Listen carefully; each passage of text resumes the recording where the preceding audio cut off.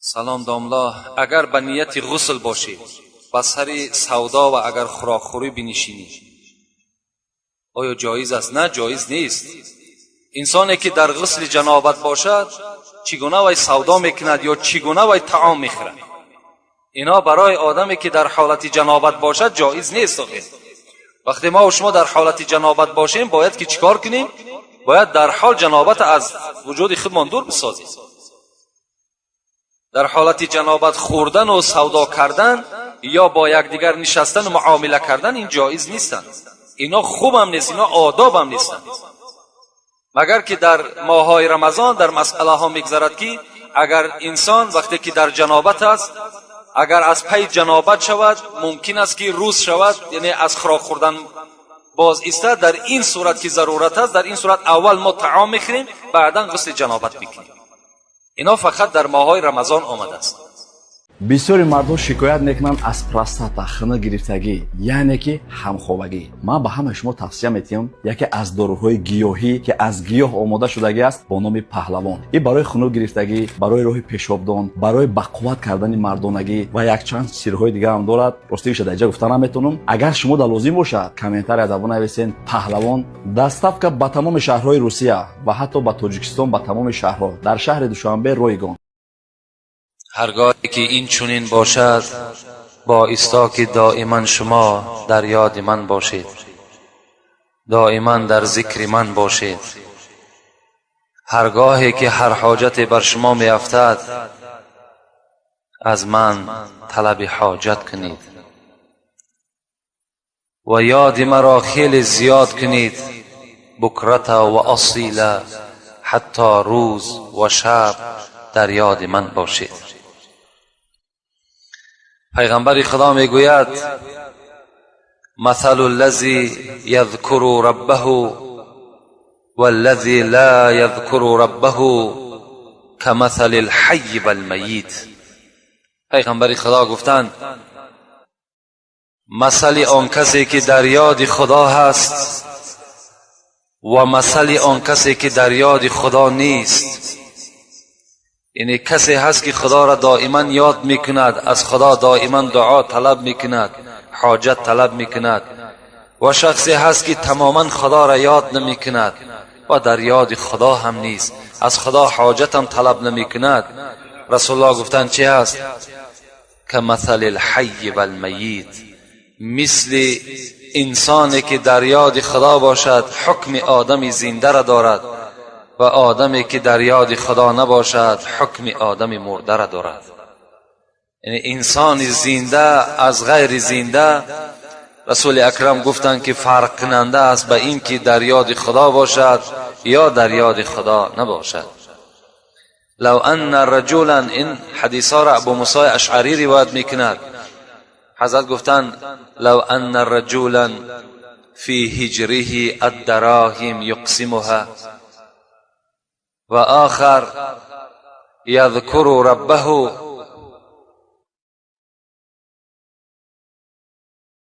لکان الذاکر لله افضل.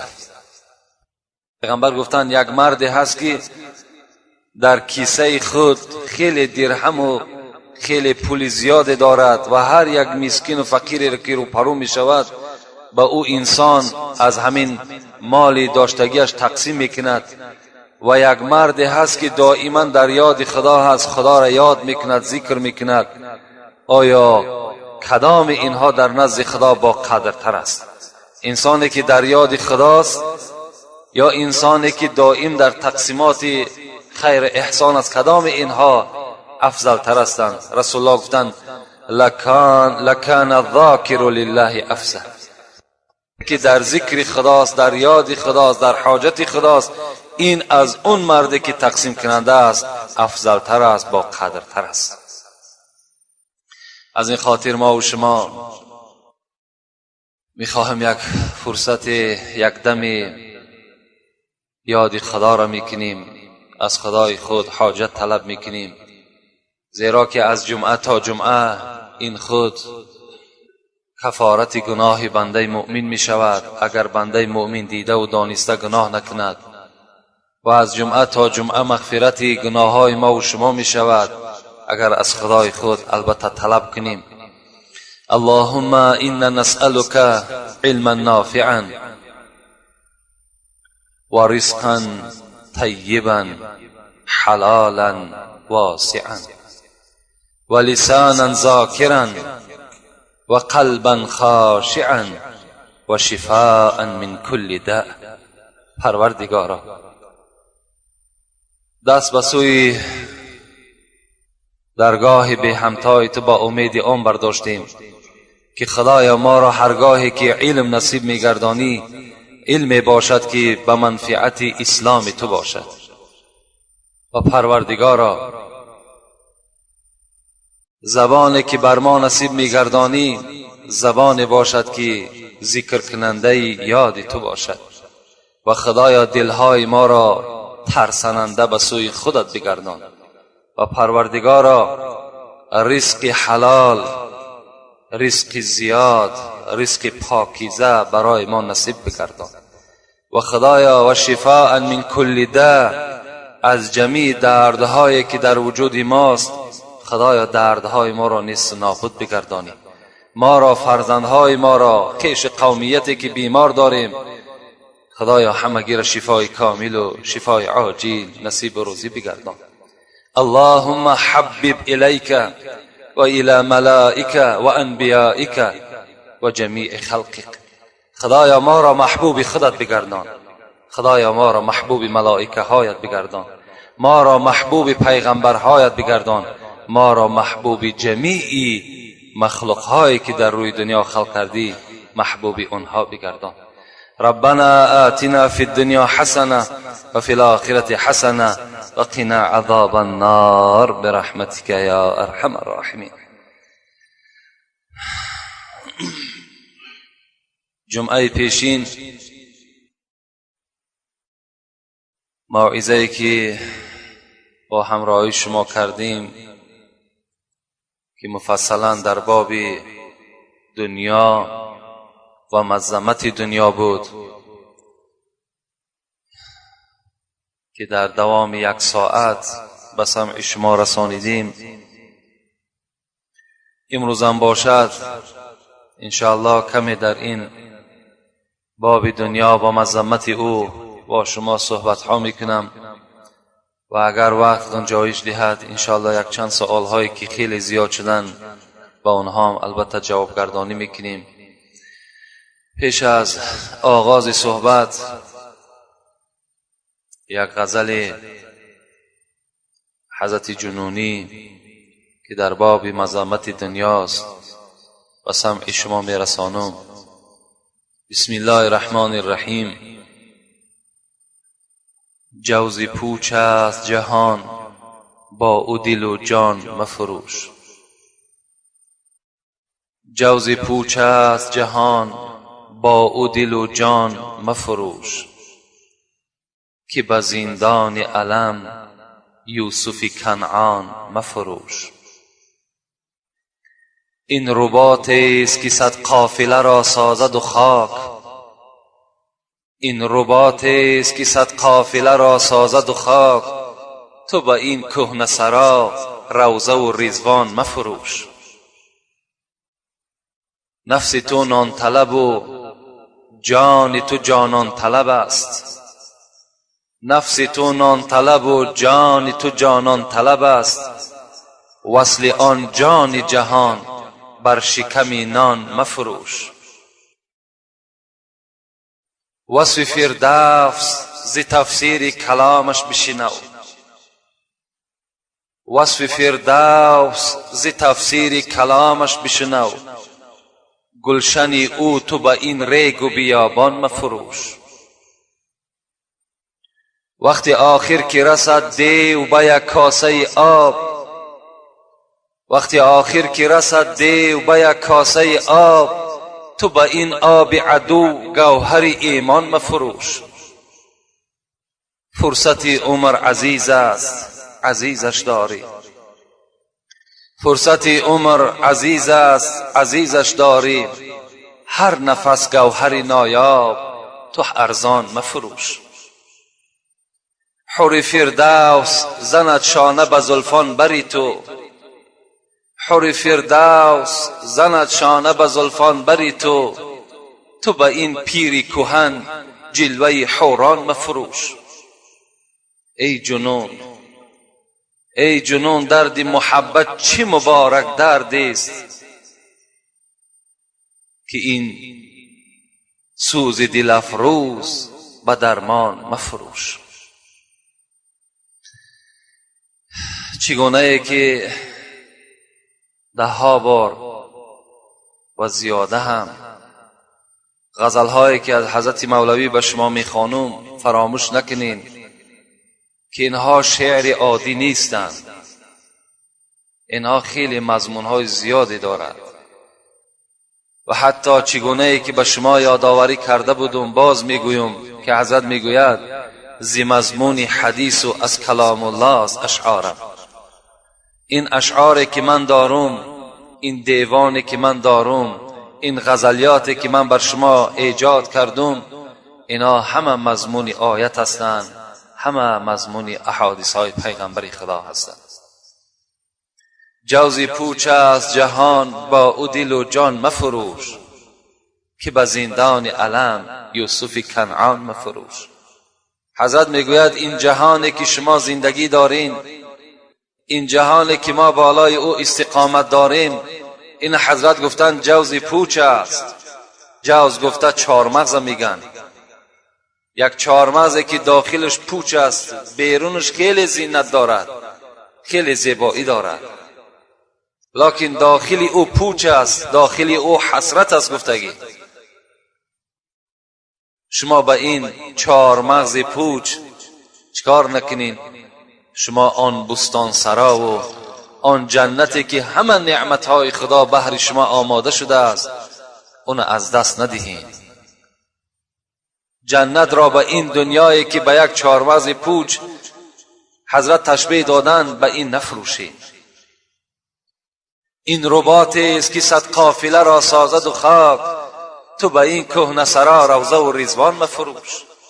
این دنیا به منزله همون رباط است. رباط گفته یک آخرجه را میگیم ما و شما که مالها از داخل او آب می نوشند و خوراک خدا میخورند. این به منزله همون آخرجه هست که هزارها کاروان خوردند و همه خاک گشتند، نابود شدند. شما هم به منزله او هستید، شما هم یک کاروان دیگر هستید.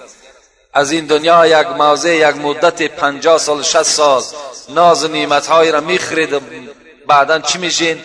به خاک مبدل میگردین. اینا فراموش نکنید.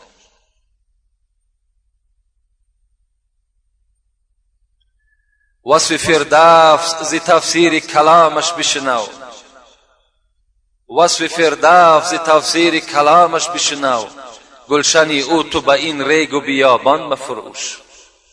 حضرت میگوید اگر شما بخواهید این مردم مسلمان که فردوس خداوندی را، جنت خداوندی را وصف شما اگر دریافت کنین، از داخل جنت خداوندی، از خانه هایی که در داخل جنت است، اگر شما بخواهید که آگاه شوین، به قرآن خداوند نظر بکنین، وصف فردوس ز تفسیر کلامش بشنو، قرآن خدا را کشاده کنین، شما اون جنت هایی که منتظر شماست اونها را شما دریافت بکنین که چگونه است. ابو هریره میگوید پیغمبر خدا را پرسان کردم رسول اکرم، خداوند این مخلوق هایی که در روی دنیا آفرید از چی آفرید؟ رسول الله گفتن از آب. گفتم جنت چی؟ ساختمان جنت از چی آفرید؟ و ساختمان جنت چگونه هست؟ رسول الله گفتن خشت از طلا، خشت از نقره. خانه هایی که در جنت دیدم، یک غشتش از طلا بود، یک غشتش از نقره سفید بود. یا رسول الله گفتم غشت با غشت با چی وصل می شود؟ در دنیا که ما لای میمونیم در بین از غشت به غشت دیگر تا که یک دیگر را قپیده ایستند. رسول الله گفت که بین غشت های طلا و نقره مشک خداوند آفرید که مشک در زیر هر یک غشت آماده شده است. و در جنت جوانی شما به پیری مبدل نمی گردد. لباس شما در جنت کهنه نمی شود. حتی لباس های شما در جنت گفتن پیغمبر گرد نمی گیرد، زیرا که در جنت خاک نیست. سنگ هایی که در اطراف جنت پرتافته است همه یاقوت و مروارید است و خاکش از زعفران است. رسول الله جنت برای ما و شما وصف کردند و حضرت گفتند اون گلشن، اون باغزار به این ریگ و بیابان شما چیکار نکنید؟ نفروشید. وقتی آخر که رسد دیو به یک کاسه آب، تو به این آب عدو گهور ایمان مفروش. فراموش نکن انسان، این دنیایی که اینقدر زحمت ها دارد، اینقدر مصیبت ها دارد، اینقدر مشقت ها دارد که اینها هیچ کدامش در جنت نیست. در جنت گرسنگی نیست، در جنت مشکلات نیست، در جنت مصیبت نیست. اینقدر دنیایی که سر مصیبت است، حضرت گفتند با آخرش بسیار مشکل است. وقتی انسان از این دنیای پر مهنت و پر وحشت وقتی که سفر میکند، آخر حیاتش در حضرت گفتند شیطان با یک کاسه آب نزد شما می آید. در حالتی که انسان خیلی تشنه است، اگر بحرها را که در بکشد، تا حال رسول اکرم گفتند انسانی که در سکرات موت است وای چیکار نمی کند؟ تشنگیش نمیشکند. از این خاطر رسول الله گفتند اللهم اعینی علی سکرات الموت و غمرات الموت. خدایا پروردگارا مرا در وقت جان کندن و سختی جان کندن خودت یاردم بده. گفته پیغمبر خدا از خداوند مدد طلب کرده است. در همین حالت هم شیطان چیکار میکرد؟ با کاسه آب نزد همه ما و شما، این حدیث صحیح پیغمبر است، حاضر میشود. خدا نکرده باشد ما و شما با فریفته یک کاسه آب شیطان گوهر ایمان مفروش، گوهر ایمان نفروشید. شیطان در اون حالت که رسول اکرم میگه قعد عنده شیطانان، دو شیطان نزد انسان می آمده است در حالت آخری نزع جان ما و شما. چیکار میکرده است؟ یکی از پره راست ما و شما می نشسته است، یکی از طرف چپ ما و شما می نشسته است. فالذی علی یمین علی صفت ابی. پیغمبر خدا گفتند آن کسی که، اون شیطانی که از جانب راست شما نشستگی است، در صورت پدر شما می آید. شیطان خودش را در هر صورت چکار میکند؟ داخل کرده میتواند. با صورت پدر شما می آید، در پهلوی راست شما می نشیند. والذی علی الشمال علی صفت امی. و اون شیطانی که در جانب چپ شما می نشیند، صورت اون پیغمبر خدا گفتن به صورت مادرتان مبدل میگردد. و این پدر چی میگفته است؟ میگفته است یا بنیه، ای فرزند من، این پدر شما نیست، این شیطان است. فرزند من، اینی قد کنت شفیقا محبا. فرزند من، تو میدانی من در دنیا چی زحمت ها برای تو کشیدم، چقدر من تو را دوست می داشتم، تو را از چندین آفت ها و مشکلات ها خلاص کردم. مادامی که تو بر من محبت داشته باشی، احترام پدر خودت نگه بداری، مت علی دین نصرانیه، بر دین نصرانی از دنیا بگذر. دین عیسی دینی بر حق است، این دین محمد دینی باطل است. محمد خود پیغمبر نیست. اینا هر کدام ما و شما از زبان این شیطانی که در صورت پدر ما و شماست چیکار میکنیم؟ میشنویم. این تمام کرده است، غلبه شیطان دویم سر می شود که صورت مادر است. می گفته است فرزند من، بطنی لک وعاء. تو می دانی فرزند من، همین شکم من 9 ماه بارجاگه تو بود. 9 ماه با تمام مشکلات و درد من در شکم خود تو را برداشته می گشتم. و صدی لک سقاء، این سینه های من برای تو ظرفی بود که از این آب می نوشیدی. و فخذی لک وطاء، این رانهای پای من جای نشستگاه تو بود. فرزند من برای تو بسیار مهربان بودم. میت علی دین الیهودیه فهو خیر الادیان. من برای تو نصیحت میکنم که تو بر دین یهودی از دنیا بگذر، این بهترین دین است. وای به حال اون بنده‌ای که در اون صورت رحمت خداوندی بالای او نریزد، یا دین نصرانی یا دین یهودی را یکی را قبول میکند، خاطر همان یک کاسه آب شیطان و از دنیا به ایمان میگذرد. مولوی میگوید مسلمان بودن تو کی بکار است، مسلمان مردن اینجا اعتبار است. این مسلمان بودن و این در زبانی که ما و شما داریم، اینها میگه چی فایده دارد؟ فایده همین است که اگر شما از دنیا مسلمان بگذرید. مسلمان بودن تو کی بکار است، مسلمان مردن اینجا اعتبار است. عزیزانی که از گریه نیاسود، همه اندوه و خوف خاتمه بود. همه حضرتها، همه عزیزای ما و شما فقط و فقط ترس آنها، گریه آنها فقط برای خاتمه بود که خاتمه چگونه انجام یافته باشد. کس نمیداند که وقتی جان سپاری حال چیست، خون دل با غصه مردن خورو غمناک رفت. هیچ کدام ما و شما نمیدانیم که الحال ما و شما وقتای ما و شما خوش است. ما و شما خدا را شکر با قدمهای مستحکم خود هر جا که میخواهیم رفتن میگیریم. زبانهای ما و شما در گفتار است، لیکن دم آخری ما و شما چگونه انجام یابد کسی نمیداند. این شما باید دائم در فکر این باشید چگونه انجام یافته باشد. آیا ایمان از دنیا می برده باشیم یا نه؟ اینا باید در فکر هر کدام ما و شما دور بگردد. فرصت عمر عزیز است، عزیزش داری، هر نفس گوهری نایاب تو ارزان مفروش. حور فردوس زند شانه به زلفان بری تو به این پیری کهن جلوه حوران مفروش. حضرت میگوید ای بنده مسلمان، در جنت خدا بهر تو چی نعمتهای آماده کرده است، از آن جمله حور العین. زنهای هستند که شما چکار میکنین؟ محتاج و منتظر شما هستند. اینها را حور العین از سبب آن میگویند که اینها چشمهاشون میگه از سپیدی دیده سیاه و سیاهی دیده سپیدیشان زیادتر است، حتی چشم انسان خیره کننده هستند. از این خاطر ایرا چی میگن؟ حور العین میگویند. و رسول اکرم گفتند آیا زنهای دنیا برای خود مهر ندارند؟ گفتند دارند. ما و شما مهر میتیم، یعنی اون قلینگی که بهر زنهای دنیاوی میخریم. رسول الله گفتند حور العین جنت هم به خودش مهر دارد، قلینگ دارد. گفتند چی هست؟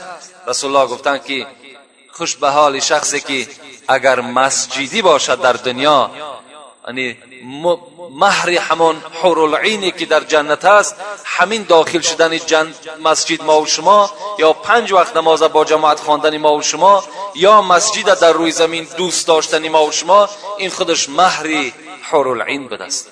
خوش به حال همه ما و شما که امروز الحمدلله در هر محله که داریم 5 وقت نمازی با جماعت داریم. روزهای جمعه که شود ما و شما بیقرار میشیم، رفته نماز جمعه را در مسجدها میخونیم. این معنای او را دارد که ما الکی چکار کردیم؟ چندین حور العین در مهر خود، در نکاح خود در آوردگی هستیم.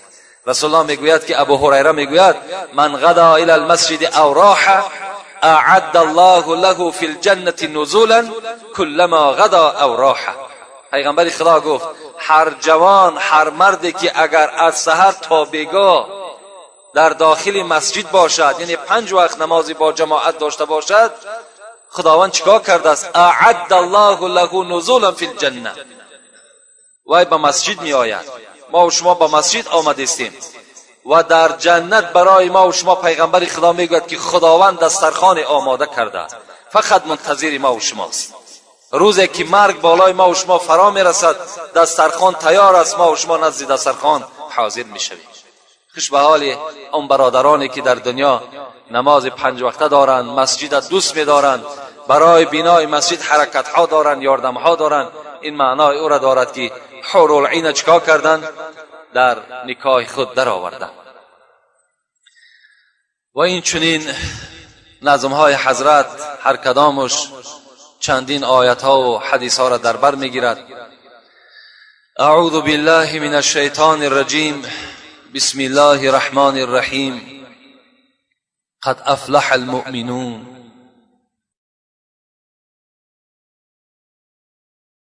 در سوره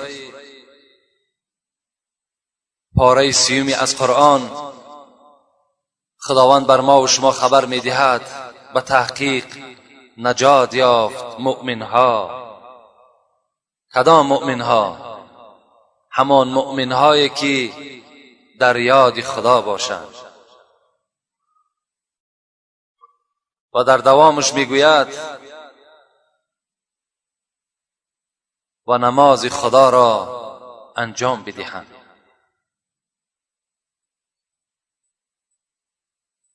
و ذکر اسم ربه فصلى بل تؤثرون الحیاة الدنیا والآخرة خیر و ابقا. خدا میگوید لکن شما ای بندگان من دنیا را برای خود انتخاب میکنید، لیکن بر شما خبر میدهم که آخرت برای شما بهتر است. آخرت برای شما بهتر است. زیرا که این دنیایی که برای شما خبر دادم، این در ورقهای پیشین، حتی در ورقهایی که به حضرت ابراهیم و حضرت موسی آمده بود، در اون ورقها هم مذمت دنیا بر این پیغمبرها رسیده بود. خوش به حال شما که وقتی که اگر شما چیکار میکنین؟ دنیا را نه بلکه آخرت برای خود انتخاب میکنین.